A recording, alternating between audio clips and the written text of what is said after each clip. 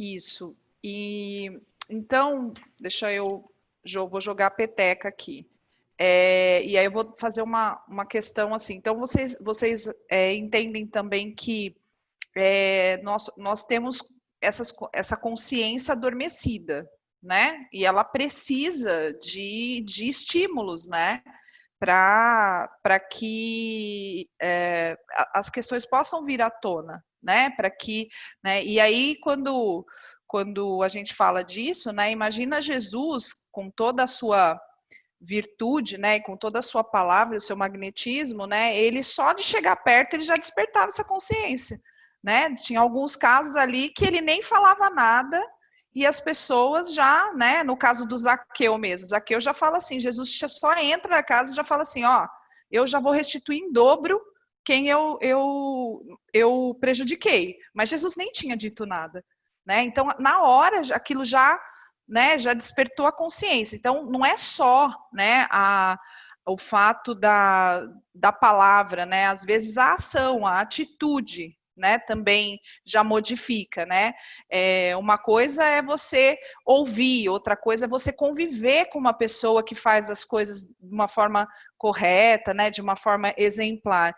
E aí eu li uma coisa bem interessante que fala assim: a virtude não é uma boca que fala, mas uma força, um poder que irradia, né? Então imagina isso em Jesus, né? Isso deve ser incrível. Alexandre, quer falar? Pode falar.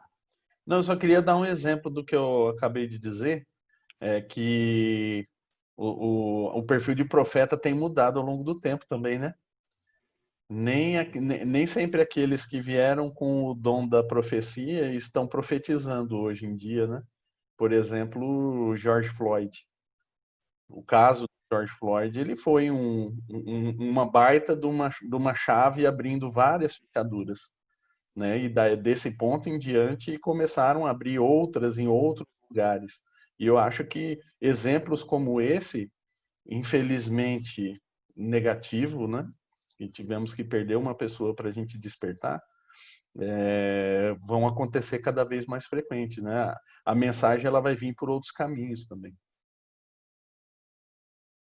É isso, e exatamente, a forma do ensinamento, ela muda, né? A gente tem lá, desde os primeiros profetas, né, até Jesus, né? Você vê a diferença, Moisés, aí depois vem Jesus, e depois vem o Espiritismo, e hoje a gente está lidando com outras formas de ensinar, né? Mas também a gente tem muitas outras vantagens, né? Como diz o Zé, naquela época não tinha internet, não tinha, né? E hoje a gente tem todos esses recursos, e às vezes não é um grande profeta ou uma pessoa muito letrada ou entendida que faz a gente despertar, né? Às vezes uma simples fala. Então, todo mundo tem essa capacidade de falar algo, de às vezes despertar algo, né? Desde que isso seja para o bem, que isso seja com uma intencionalidade positiva, né? Então, os ensinamentos ele vem de todas as partes, mas aí de novo a gente vai entender Jesus quando ele diz: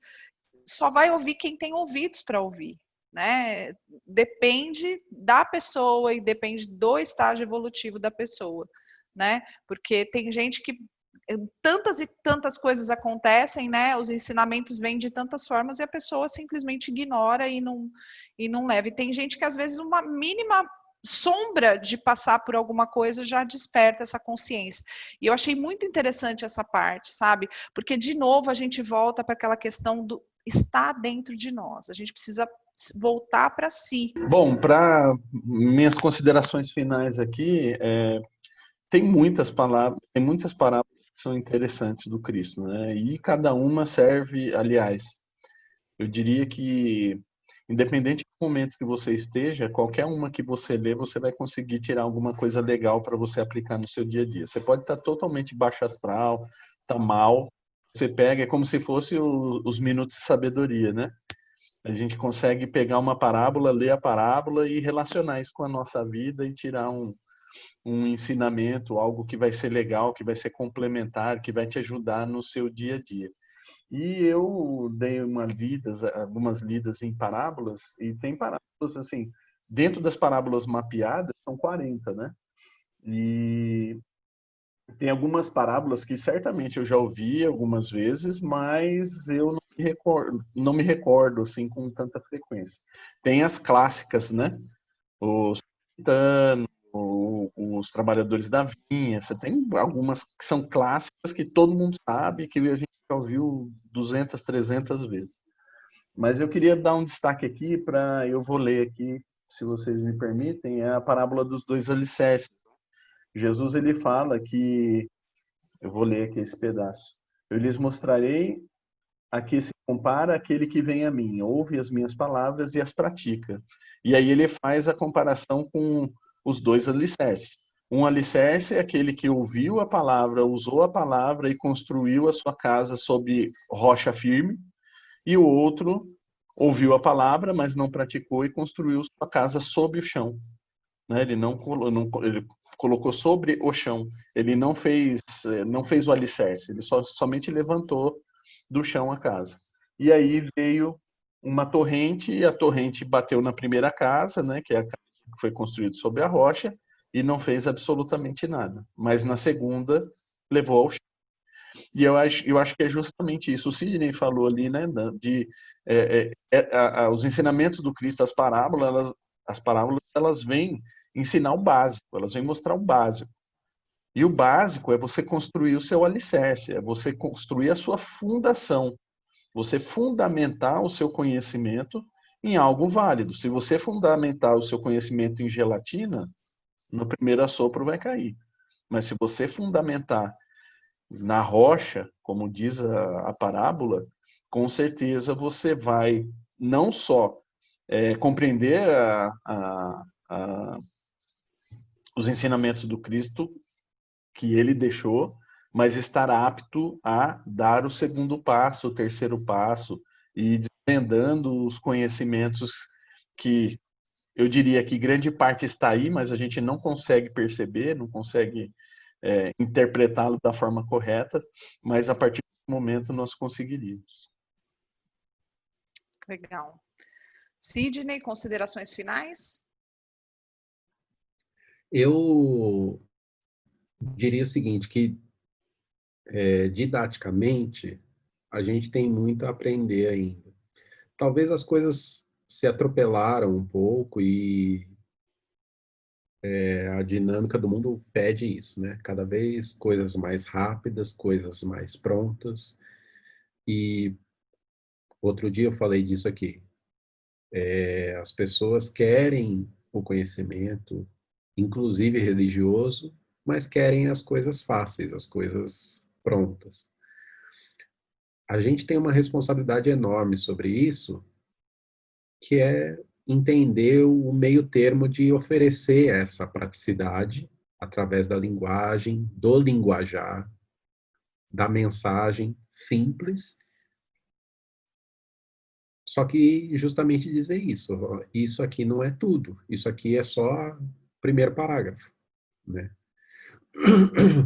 Além disso, eu acho que essa poesia que você falou, que Jesus possuía nos seus ensinamentos, eu acho que existe hoje com o ensinamento religioso. Ele é quase brilhante, assim, né? Qualquer história religiosa que você conta, ela ganha ares sobrenaturais simplesmente por serem religiosas. Então, a gente tem que, eu acredito, valorizar. Desculpa, mas valorizar esse conteúdo cada vez mais, seja na forma de apresentação, seja na palavra fácil. Para mim, outro dia eu falei brincando aqui, tem que ser didática acerola e laranjinha, do Cidade de Deus, sabe? É explicar, o morro funciona assim, as pessoas vão para cá, as dificuldades são essas, enfim, traduzir para o afegão médio, que eu sempre brinco, conseguir entender.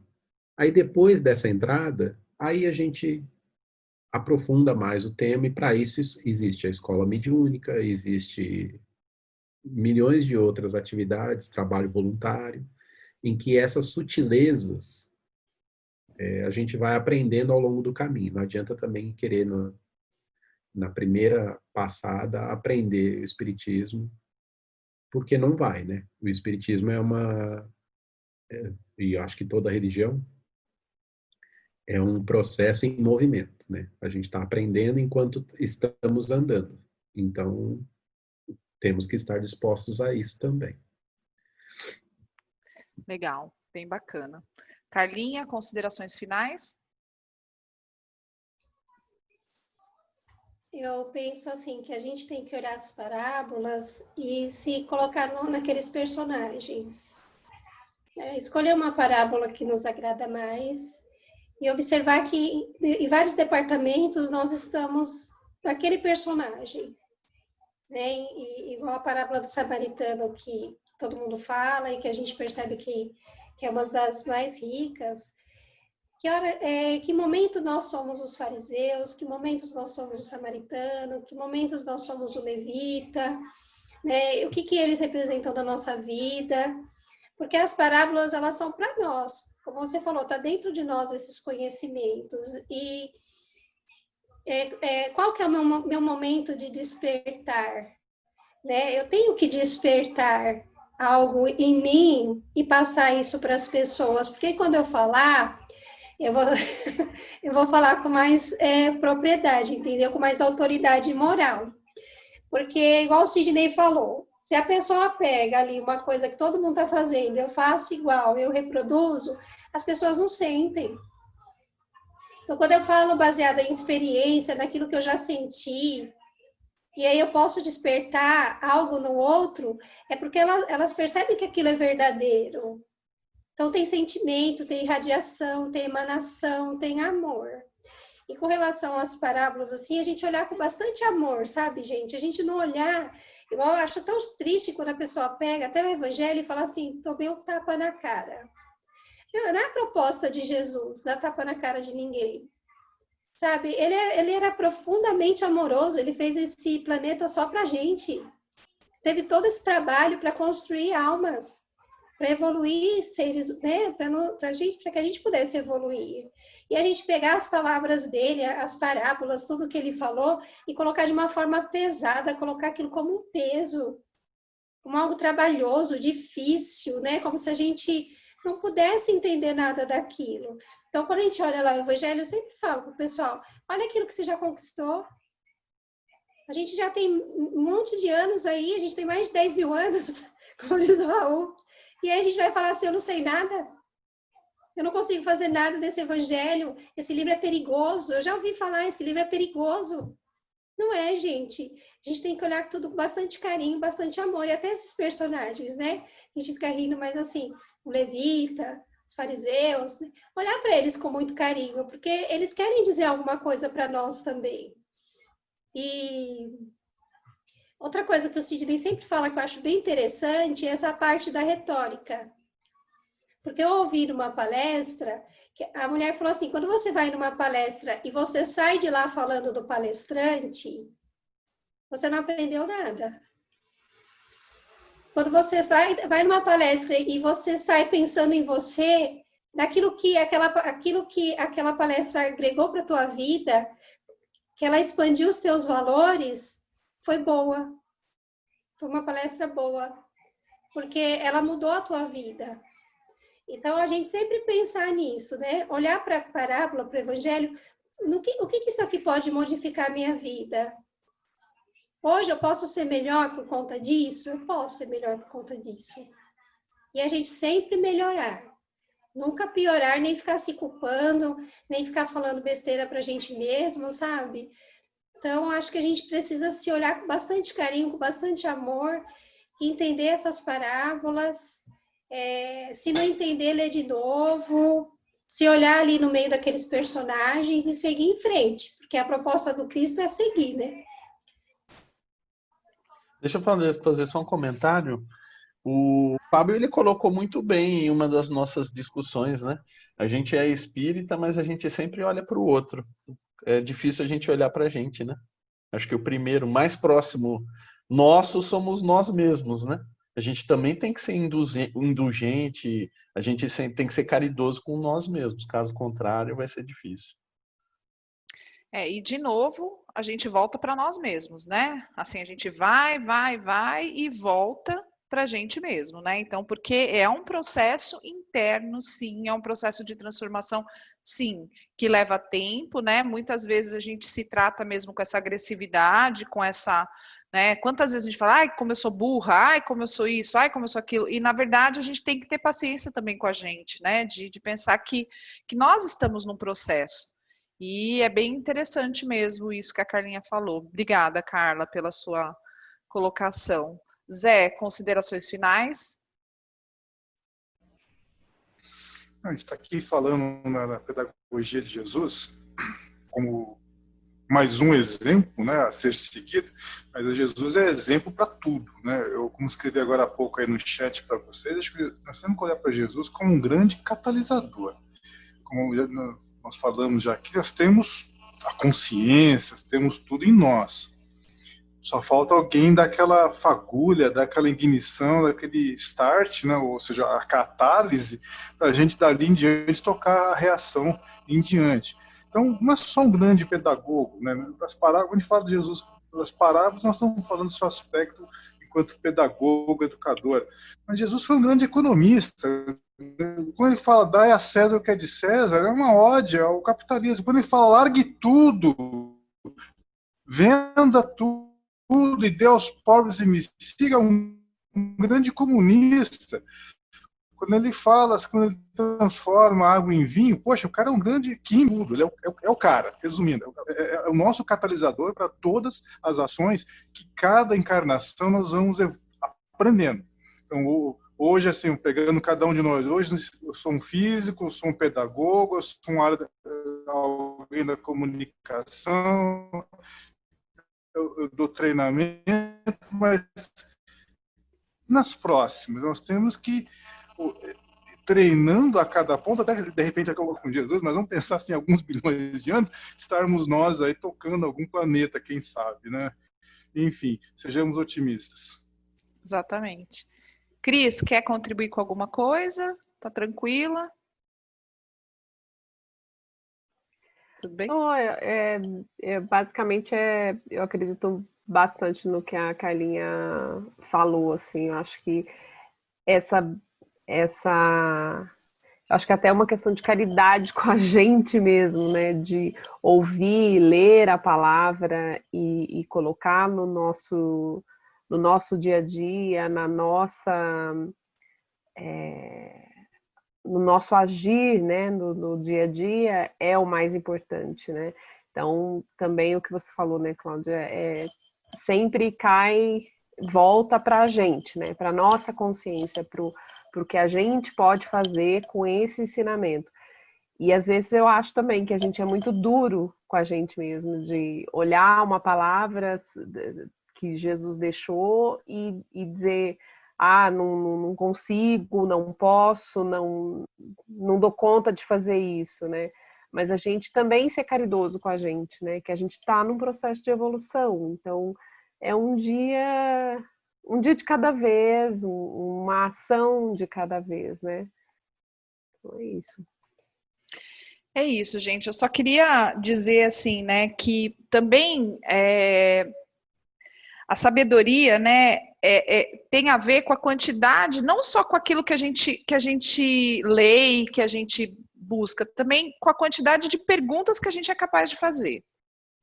Então, assim, muitas vezes, né, as pessoas, o que nos move, né? Quem vai fazer o Zé pode falar disso, né, com mais maestria, que vai fazer uma tese, vai fazer alguma coisa, o que te move são perguntas, perguntas, perguntas e perguntas. E às vezes a gente precisa parar para pensar se a gente é capaz de fazer perguntas, mas será que a gente está fazendo as perguntas certas? Né? As perguntas que vão nos direcionar para realmente a gente encontrar o que a gente está buscando, né? Muitas vezes a gente está buscando alguma coisa, mas a gente muitas vezes você nem sabe o quê, porque você não está fazendo as perguntas certas, né? Então a gente tem que um pouco se despir dessa arrogância, né? Eu ia contar aquela história do Chico, que eles chegam lá falando pro Chico, assim, esse grupo, né, dizendo que tinha estudado o Evangelho, o Evangelho segundo o Espiritismo, e o Evangelho era completamente ultrapassado. Que eles achavam que não dava para usar o Evangelho nos dias de hoje, ele tinha muitos termos e muitas coisas e tal, e aí o Emmanuel pede para o Chico dizer para eles que, na verdade, enquanto o Evangelho não for praticado, ele ainda é necessário e ele nunca vai ser ultrapassado, porque a gente ainda está num processo de entendimento, que dirá de colocar em prática, né? Então, eu acho que esse é o convite, né, da gente começar a fazer as perguntas certas, a sim usar aquilo que nos foi ofertado com tanta generosidade, né, pelo plano espiritual, através de tantas e tantas pessoas, de tantos e tantos profetas, e claro, como disse o Zé, por Jesus, que é o cara, é o nosso modelo e guia, é aquele que a gente tem que nos espelhar, né, e a gente tem esse grande mestre, né, então, e a gente também tem que se utilizar disso e se utilizar das coisas que estão aí, mas a gente precisa ter ouvidos para ouvir. Então, o convite é, vamos treinar nossos ouvidos para ouvir. Eu agradeço muito a discussão, foi bem bacana, e eu aprendo muito com vocês, então deixo aqui minha gratidão. Quem gostou, curte, compartilha, se inscreve no canal, vai ser um grande prazer para nós. Ouça os podcasts, enfim, todas as plataformas digitais aí.